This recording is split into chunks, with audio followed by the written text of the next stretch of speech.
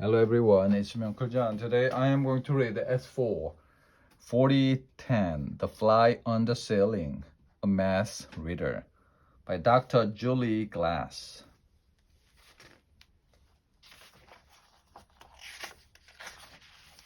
This is the story of a guy who lived a long time ago. He lived in France. He was a French guy, so he had a French name. His name was René Descartes. This may sound like a funny name to you, but in France, it is perfectly normal. René was a philosopher. A philosopher is someone who thinks about why things are the way they are.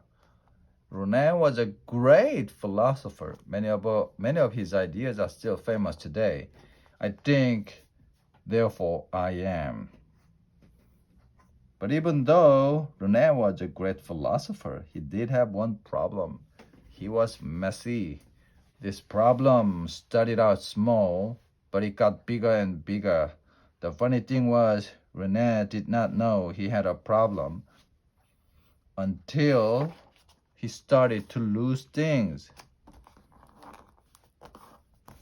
His notebook, his favorite hat, his book about stars, his inkwell. Then he found inkwell. Now René knew he had a problem. This must stop. René said to himself. He decided to take a walk and try to think of a solution to his problem. It took him a moment to find his coat, his hat, and the front door. René went to his favorite bakery to buy a fresh loaf of bread. Then he headed to his favorite place to think, the banks of the River Seine. René ate some of the bread while he walked. He looked at the water and wondered how he could keep better track of his things. Night fell and René was still thinking.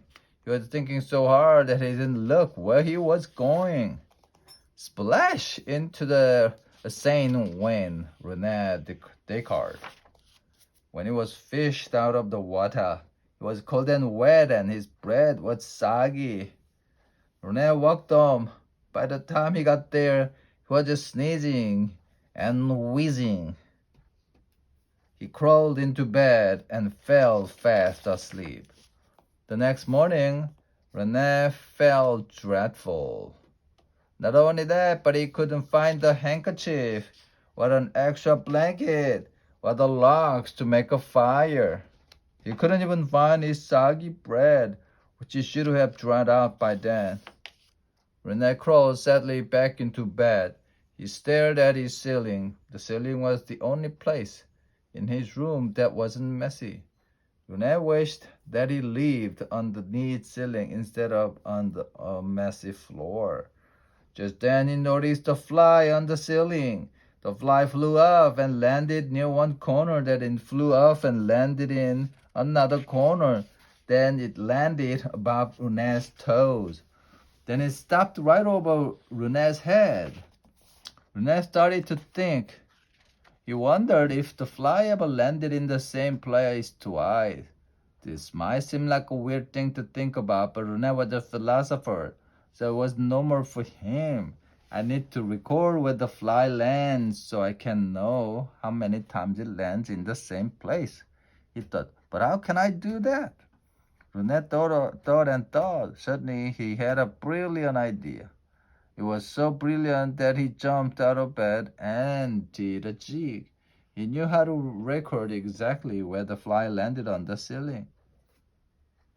René took a piece of charcoal from the fire, then he climbed up on a chair and started drawing lines on the ceiling. Don't try this at home. Your parents won't like it. First, René drew lines from the north wall to the south wall. Next, he drew lines from one side to the other. Then he numbered the lines along two of the walls. After that, he got back into bed. Oh, René watched the fly on the ceiling. When it landed, he counted the lines over to that spot. He wrote down the number of lines, 2. Then he counted the lines up to that spot, he wrote down the number 5. Together, the two numbers 2 and 5, number told him exactly where the fly was. The numbers 2 and 5 are called coordinates. First, coordinate 2 measures how far away the fly is from the left side. Second, coordinate 5 measures how far away the fly is from the bottom wall. Rene spent the whole morning watching the fly and sneezing. If he had gone to visit him, he might have said, "The fly is 6 over 3 up," or "The fly is 4 over 7 up," "The fly is 8 over 1 up." Every spot on the ceiling had its own set of coordinates. Recording the coordinates of the fly over and over again gave Rene another brilliant idea. Maybe he could keep track of his stuff the same way he kept track of the fly. It would be even easier because a hat can get up and fly away. Rene jumped out of bed again. He pushed everything into the kitchen. Now the floor of his room was as clean as his ceiling, but he couldn't draw the grid on the floor with charcoal. It would rub off too soon. Rene went next door to see if his neighbor had any paint. What luck! His neighbor was a painter. Rene and the painter painted a grid on Rene's floor. Then they went to the bakery to buy bread. By the time they got back, the paint had dried.